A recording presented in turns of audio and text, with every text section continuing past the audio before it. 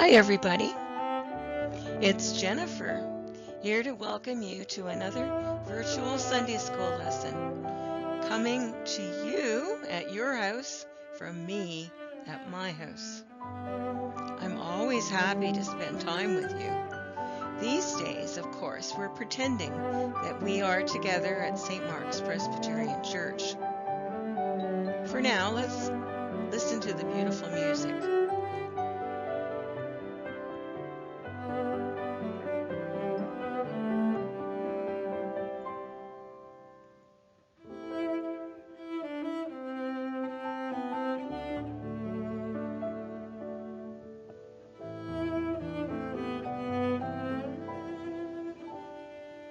The music is called For Those Who Love Him, which means for those who love God. Or, I was just thinking, maybe it means for those who love Jesus.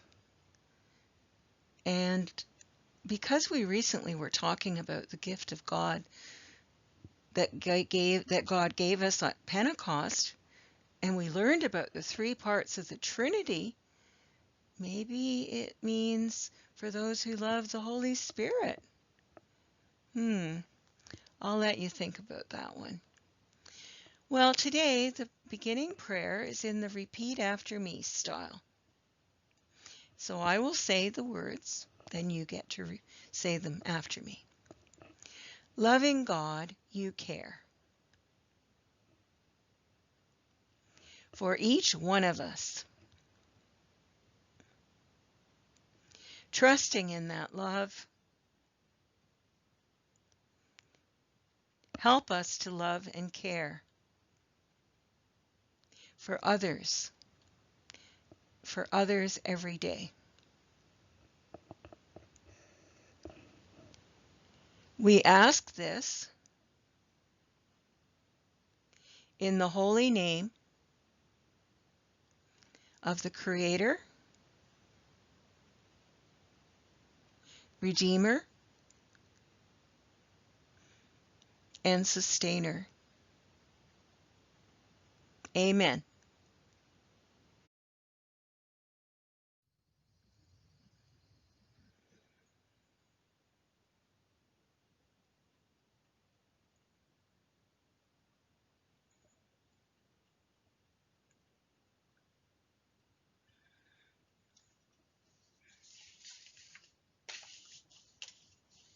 Until I get a more recent photo of the church, and in honor of the arrival of summer yesterday, I decided to cover the snowbanks in the photo with these beautiful roses. If we're going to call ourselves Christians, we need to act like Christians. Let's do Christian things and not talk about what we should do, but do the things that we should. We need to try to be like Jesus, and then maybe others will see us and know we are Christians because of our love. Now let's think about Jesus and what Jesus is like. I've chosen 6 words to describe him. Here they are. Loving, strong, determined, which means if you decide to do something, it's hard to talk you out of it. You're determined to do something, you go ahead and do it. Brave, gentle, and kind. Well, loving in regard to Jesus is a kind of loving that sometimes turns ideas and the relationships upside down. Strong, we know he's strong. Determined, yes, definitely. Brave, gentle, and kind. Now I want to read 2 verses from the Bible, but first let's look at a definition for an important word. It's used in this Bible passage I'm about to read. It's the word acknowledge. First meaning, to admit that something is true. For example, she acknowledged that she had made a mistake. meaning to. To recognize the ability or authority of. For example, the class acknowledged that Anne was the best speller in the whole class. And another meaning, the third meaning, which I chose a smaller arrow because it's not that helpful for this purpose, but if you want to know, it's to say that something has been received. For example, someone might say, he acknowledged all his birthday gifts.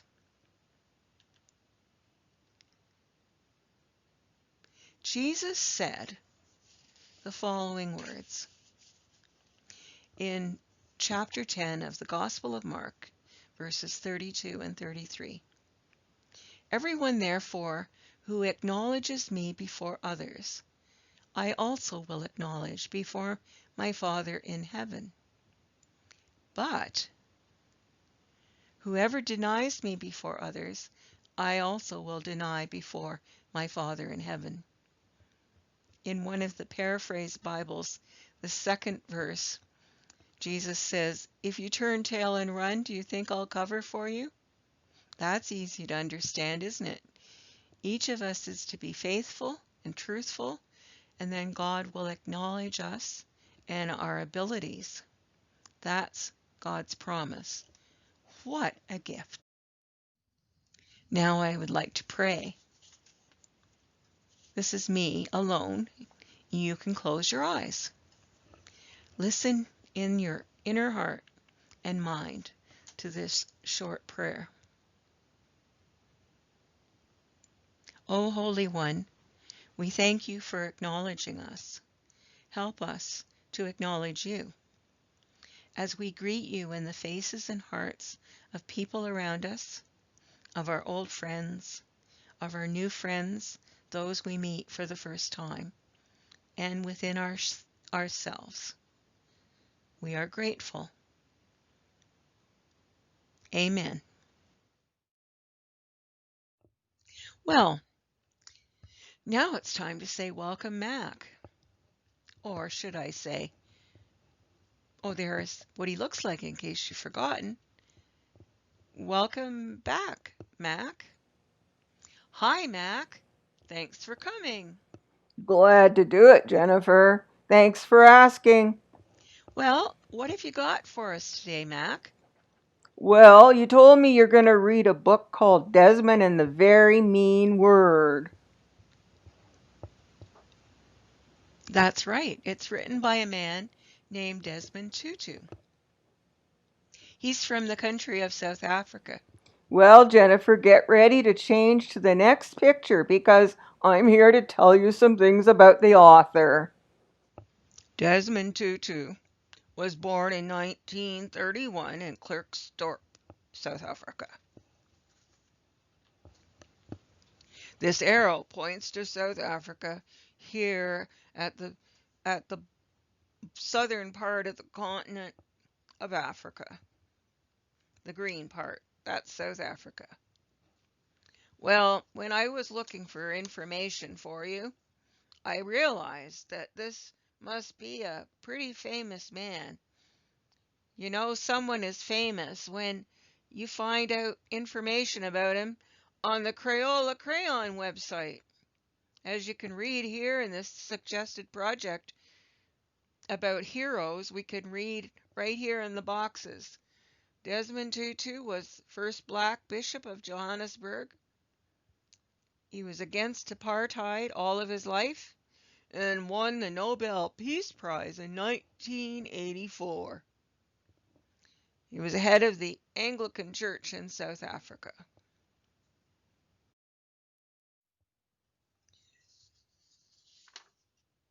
For use by white persons. This sign says it all. Apartheid comes from apart, separate, segregated. Desmond Tutu has described the apartheid system in South Africa as evil and unchristian. Non-white people were unequal in civil rights, unequal under the law, unequal in government, unequal in basic human rights, unequal in almost everything you can think of. Eventually the laws were changed and the signs were taken down. It was a long journey, but Tutu continued to have faith in God and move forward with persistence, despite the darkness there must have been. In his words, if you want peace, you don't talk to your friends, you talk to your enemies. He said, you don't create peace by talking with people that agree with you, that have the same opinions as you. Peace comes from having a dialogue with people that are different. Maybe not enemies, but with different worldviews or experiences. Another time, he said the best way to sway people to your way of thinking is not to be louder, but to be stronger with your argument. In the short term, the few may be influenced by shouting, but in the long term, the many will stand with wisdom. He would say, don't raise your voice, improve your argument. Tutu is still writing books. He wrote this one with his daughter, who's also a minister. He wrote Book of Joy together with a well-known man called the Dalai Lama. The most recent picture I could find of him was taken last September as he kissed the baby of the Duke and Duchess of Sussex.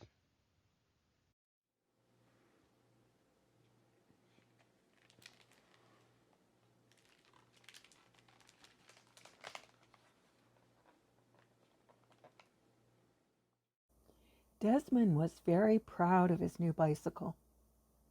He was the only child in the whole township who had one, and he couldn't wait to show it to Father Trevor.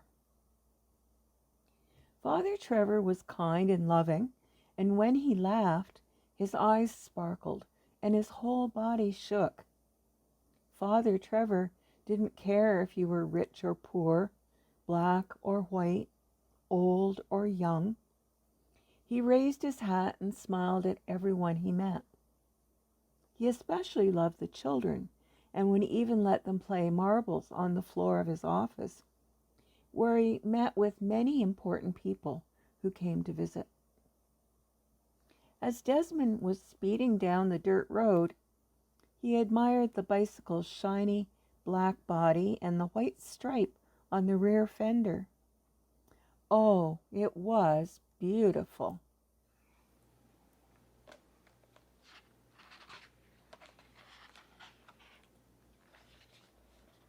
When he turned the corner, he saw a gang of boys, and they saw him.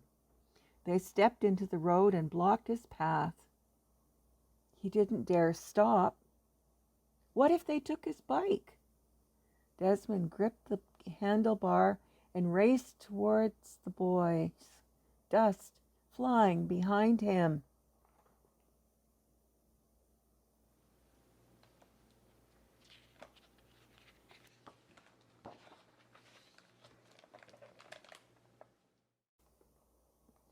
The boys scattered out of the way, but the tallest, a red-haired boy, spat out a very mean word. The other boys laughed and shouted the mean word again and again. Desmond pedaled away as fast as he could. His heart was pounding. His chest ached.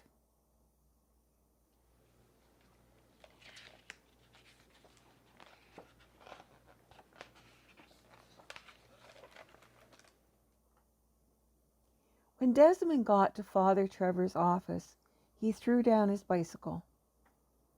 His teeth were clenched, and the mean word kept repeating itself over and over inside his head, like echoes in a dark cave.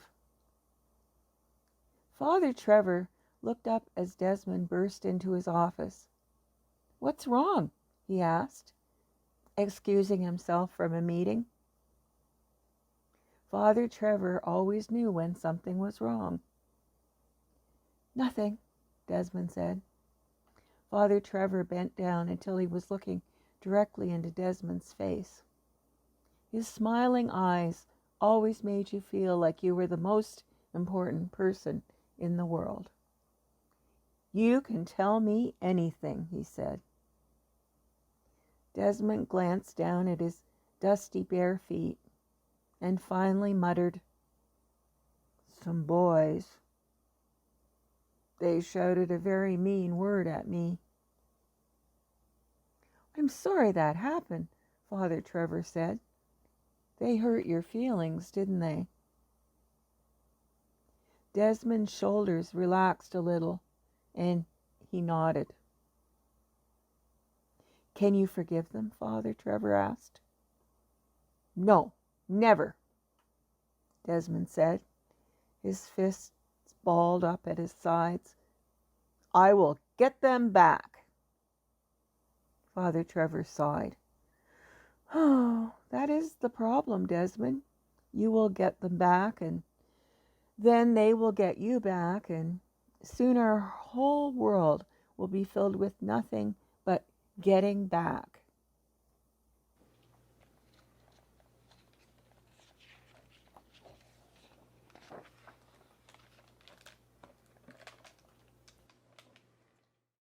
That night, Desmond lay in bed, trying to read his comic book by candlelight. Instead of the words on the page, he kept seeing the mean word written over and over again.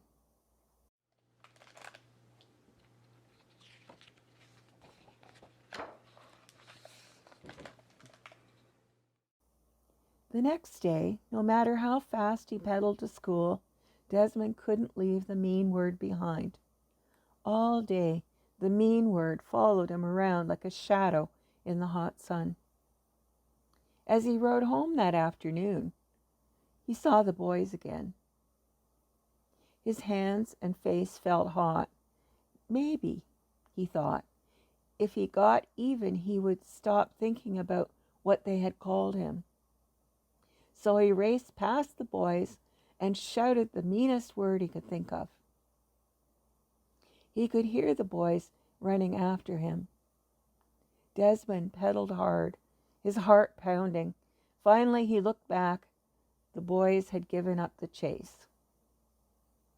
At first, Desmond felt proud, but very soon he began to feel something else. It was not a good feeling. The mean word he had said left a bitter taste in his mouth.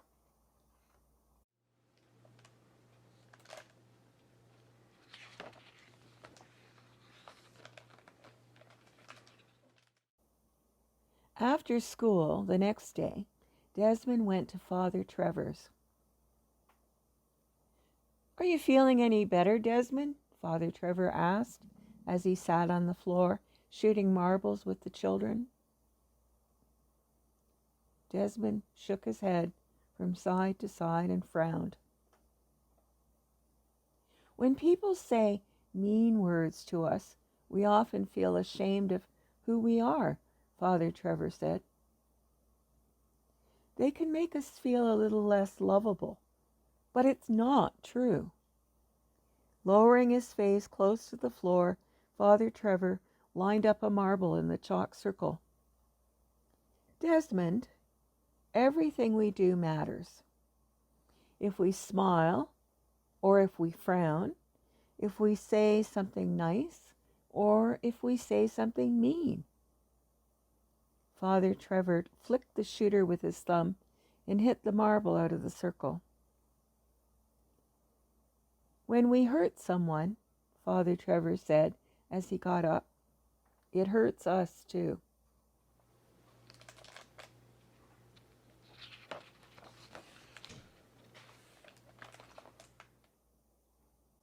That night, Father Trevor dropped in to see Desmond's parents.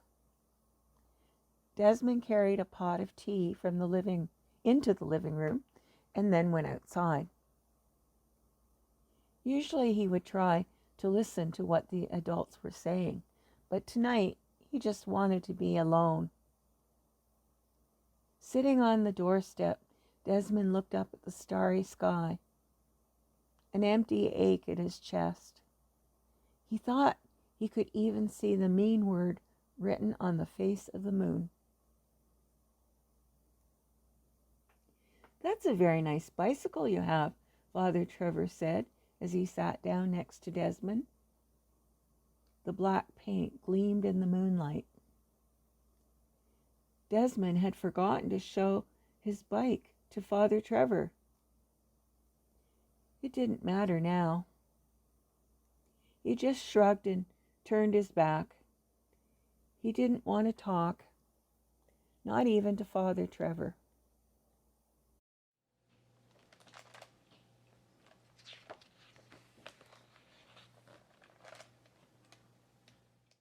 "Still thinking about that mean word?" Father Trevor asked. Desmond nodded slowly. "Our hearts are fragile and easily hurt. This is why we were given a way to heal them. It's called forgiveness." "How can I forgive them? They haven't said they're sorry." "You don't need to wait until someone says they're sorry to forgive them. You have the power to forgive whenever you are ready."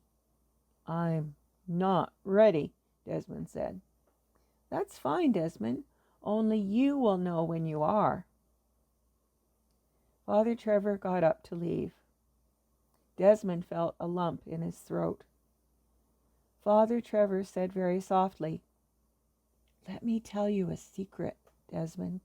When you forgive someone, you free yourself from what they have said or done. It's like magic."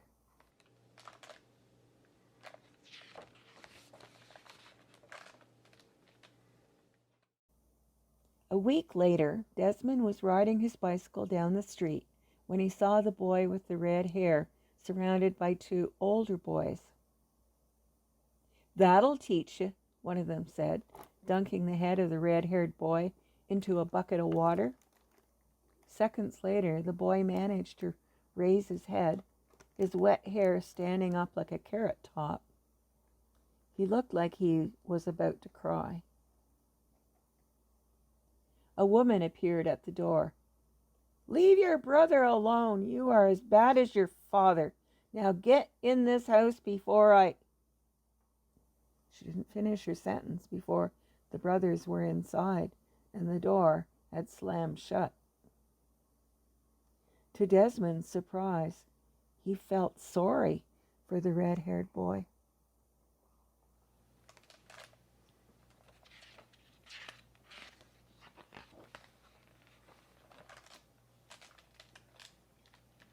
A few days later, Desmond ran into the neighborhood market to buy his father a newspaper.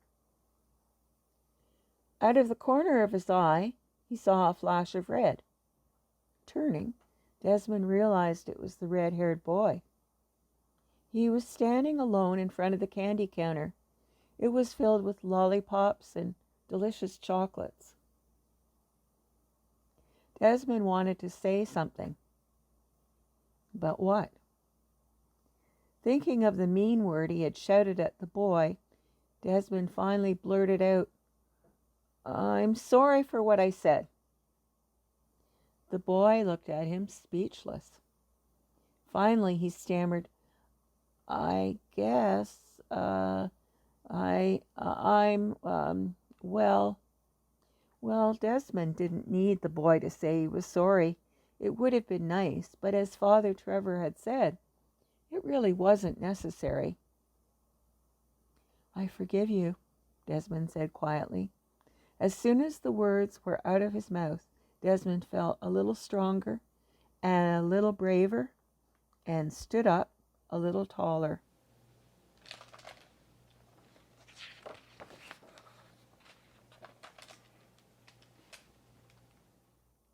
After buying the newspaper, Desmond went outside. The red-haired boy was sitting on a milk crate under a shady tree. The boy stood up and moved toward him. Desmond froze. The boy looked around to see if anyone was watching and then handed Desmond a piece of candy. For just a moment, Desmond looked into the other boy's eyes and smiled. Then he hurried to get on his bike, first popping the piece of chocolate in his mouth.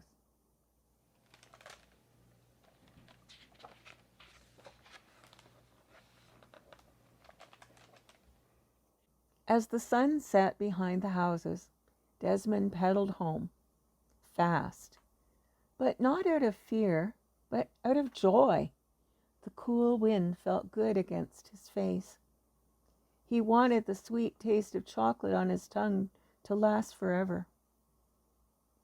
Slowly he spread his arms out wide as if he were flying. At last Desmond knew what it felt like to be free.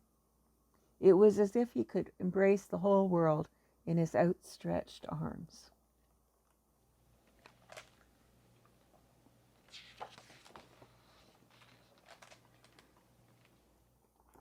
So Desmond Tutu has an author's note here at the back. And he writes, "This story was inspired by something that actually happened to me when I was growing up in South Africa. Father Trevor is based on Father Trevor Huddleston, who was my childhood hero and really would let children play marbles in his office. Father Trevor mentored me and countless other young people. When I was sick in the hospital for 20 months, he came to visit me. One poor boy in the whole parish, he visited me every single week. At another time, he asked Louis Armstrong for a trumpet, which he gave to a young boy named Hugh. Hugh Masekela became one of South Africa's greatest trumpeters.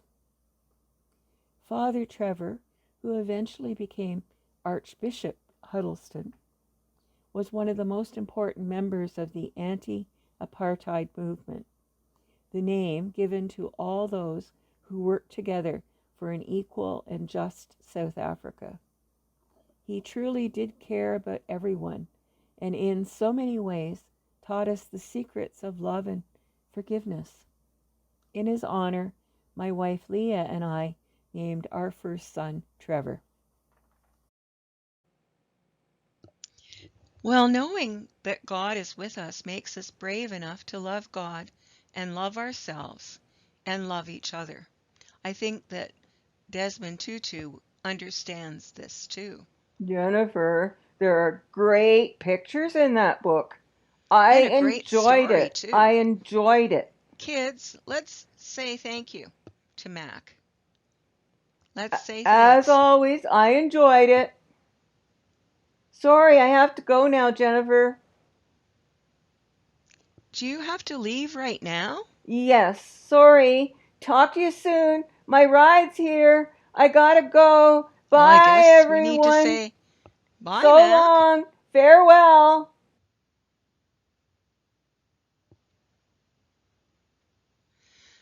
Well, now that Mac's gone, I guess we can focus on this page, which is our knowing page. Let's review the word knowing and what we have learned. K-N-O-W-I-N-G.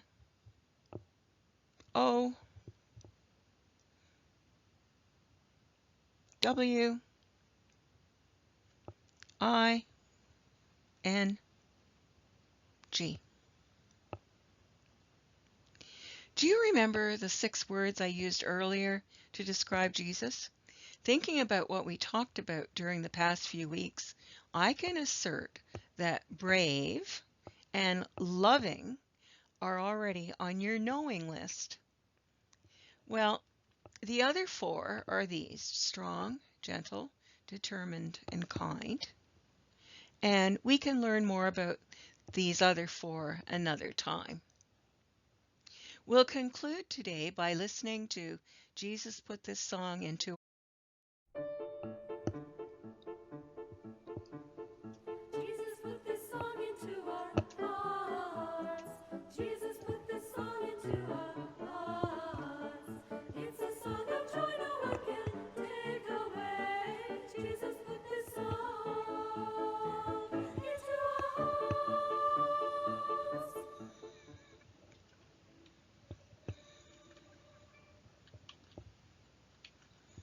Bye.